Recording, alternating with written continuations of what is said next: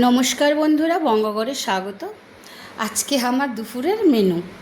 আমার মেনুতে আছে আজকে ডাল আছে, মুসুর ডাল আছে, এখানে আছে কাতলা মাছ, আর এখানে আছে অল্প অল্প, বুঝতেই পাচ্ছেন, পটল চিংড়ি আছে অল্প একটু, আর এখানে আছে একটুখানি ঝিঙে পোস্ত।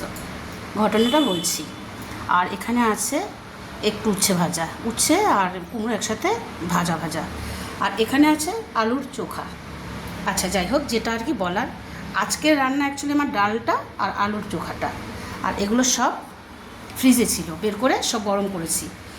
কারণ হলো আমাদের কালকে কারেন্ট ছিল না সারা রাত, তো কিছু তরকারি রান্না ঠান্না ছিল ফ্রিজে, সেগুলো নষ্ট হয়ে যাবে বলে আজকে ভোরবেলা অবধি কারেন্ট ছিল না, সব বের করে গরম করেছি।